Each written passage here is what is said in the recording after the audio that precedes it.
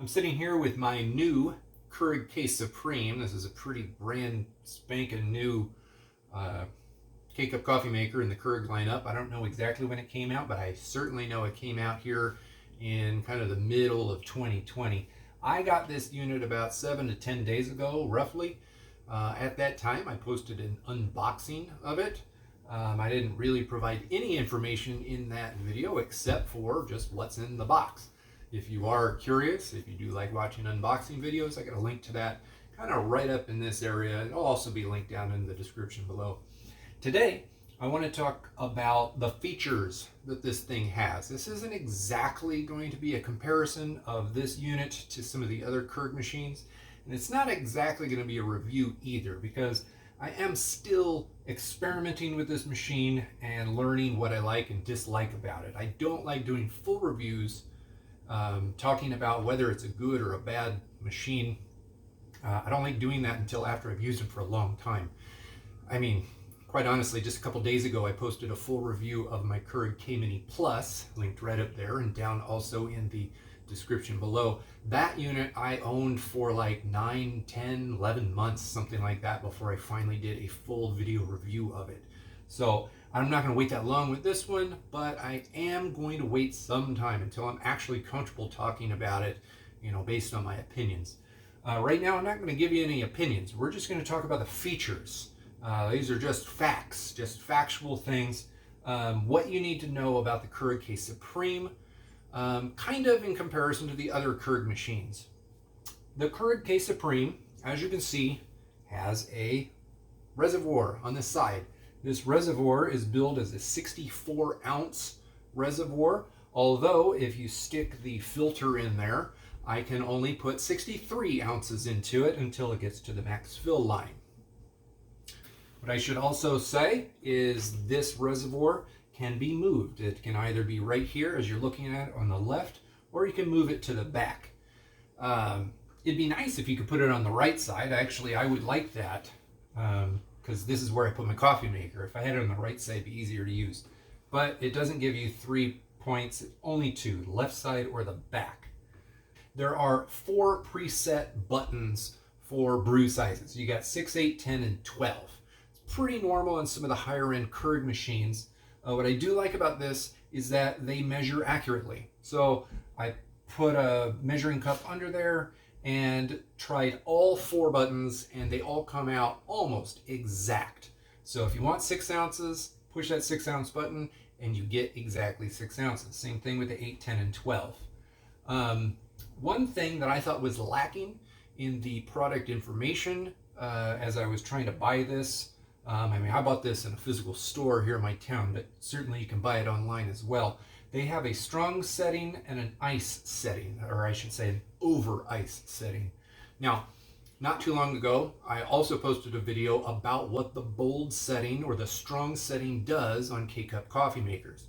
Again, it's linked right up there or down below in the description if you want to take a look at it. That strong button, in summary, in short, that strong button slows the flow of water through your K-Cup. That's all it does. It doesn't really change anything else. It just slows it down so that you get a better, even extraction. Now, you get that option with this, but you also get some other perk that's new to this machine compared to some of the other machines. They call this a MultiStream Technology. You basically have 5 puncture needles up here instead of 1. So it ends up puncturing your K-Cup 5 times. Kind of in this X pattern. I believe, I haven't really, I'll get to this eventually. The 5 cuts in the K-Cup are supposed to allow for more even extraction. The water goes into 5 different points, so all of the coffee grind is supposed to get wet kind of at the same time and extract kind of similarly all throughout the cup. I'm still experimenting with that, comparing it to some of the other machines to see what I like about that. The OverIce button, I was really curious what the OverIce button does. The OverIce button basically is supposed to make a bolder, stronger cup of coffee. because if you stick a cup there with ice in it, once the coffee goes in, ice melts, and when the ice melts, then your coffee becomes watery. So the OverIce button is supposed to make a particularly strong brew so that when the ice melts, the coffee tastes correct. It doesn't taste watery. Now I'll get to how that works in a different video or the full review of this, which will come out in the next few weeks. The strong button, I just described how that works. You've got these little indicator lights up here for add water and descale. My descale button may not ever come on because I do tend to manually descale my coffee brewers every 1 to 2 weeks with white vinegar. Again, there's a link right up here as to how I do that on the Keurig K-Mini Plus. You can find the cleaning and descaling instructions linked down in the description below as well. As I was experimenting with this, since this is a 63 to 64 ounce water reservoir, I was curious how low the water has to go before it won't brew.